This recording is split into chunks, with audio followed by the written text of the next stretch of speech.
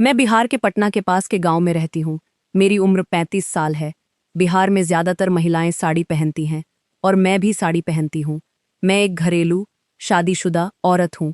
मेरे घर में मैं, मेरे पति और 2 बच्चे हैं, एक लड़की और एक लड़का। मेरी शादी को 14 साल हो चुके हैं। बेटी 13 साल की है और बेटा 9 साल का है। मेरे पति सुनार हैं। हमारा गांव काफी बड़ा है और उसमें एक मस्जिद भी है। गांव में मुस्लिम लोग भी रहते हैं, लेकिन आबादी ज्यादा नहीं है। हमारे गांव के हिंदू मुस्लिम सब मिलकर रहते हैं। मस्जिद हमारे घर के बिल्कुल पास है। उसका एक दरवाज़ा हमारे घर की बैक साइड में है, लेकिन वह हमेशा अंदर से बंद रहता है। उस मस्जिद में एक मौलवी थे, जिनका नाम फक्र उम्र था और उम्र करीब 50 साल थी। वह हट्टे कट्टे, खूबसूरत शरीर वाले और बहुत हंसमुख थे। सबसे प्यार से बात करते थे, कभी गुस्सा नहीं करते थे। ये बात 2 साल पहले की है, जब मौलवी साहब गांव में थे। एक दिन मैं अपने घर में अकेली थी। बच्चे स्कूल गए हुए थे। तभी अचानक मुझे गली में शोर सुनाई दिया। शायद किसी में झगड़ा हो रहा था। मैं भागकर गली में गई तो देखा कि मेरे पति और उस मौलवी के बीच किसी बात पर बहस हो गई थी। मेरे पति अपने 2 दोस्तों के साथ मिलकर मौलवी को बुरी तरह पीट रहे थे और बेचारा मौलवी साहब सीधा साधा चुपके से मार खा रहा था। बात कुछ पैसों, लेन देन को लेकर थी। मौलवी को बहुत चोटें आई थी। गली में सबने मिलकर लड़ाई खत्म करवाई और मौलवी को डॉक्टर के पास ले गए। मुझे उस मौलवी पर बहुत तरस आया और अपने पति पर गुस्सा आया। हाँ, अगले दिन मैं चुपके से मस्जिद के अंदर गई। उस समय मौलवी अकेला था। पूरी मस्जिद में कोई नहीं था। मेरे घर पर मेरे बच्चे अकेले थे। मैं उन्हें बोलकर आई थी कि मैं पड़ोस के घर जा रही हूँ, थोड़ी देर बाद आऊंगी। मैं सीधा उसके कमरे में घुस गई। वह अंदर लेटा हुआ था, मुंह दूसरी तरफ था और कमरे में पंखा फुल स्पीड पर चल रहा था। उसने मुझे देखा और हड़बड़ाकर उठ गया।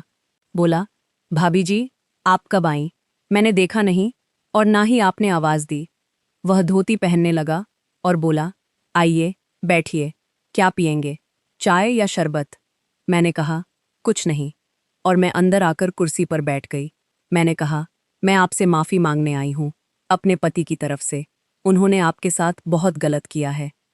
वह बोले, आप माफ़ी क्यों मांग रही हैं? आपकी कोई गलती नहीं है। प्लीज़, आप मुझसे माफ़ी मांगकर मुझे शर्मिंदा मत कीजिए। मुझे गर्मी बहुत है। आप बैठिए, मैं आपके लिए शरबत लेकर आता हूँ। मेरे मना करने के बाद भी वह शरबत बनाने चला गया। मैं खामोश बैठी रही। शरबत देते हुए वह बोले, आपको यहाँ आना नहीं चाहिए था। किसी ने देख लिया तो हम दोनों की बहुत बदनामी होगी। मैंने कहा, मैं किसी से नहीं डरती। मैं आपका हालचाल पूछने आई हूँ। कल मेरे पति ने आपके साथ झगड़ा किया था।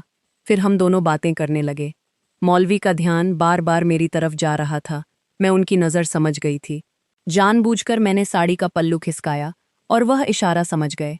हम दोनों एक दूसरे को देखकर मुस्कुरा रहे थे। मैंने कहा, आपका परिवार कहाँ है? वह बोले, मेरा इस दुनिया में कोई नहीं है।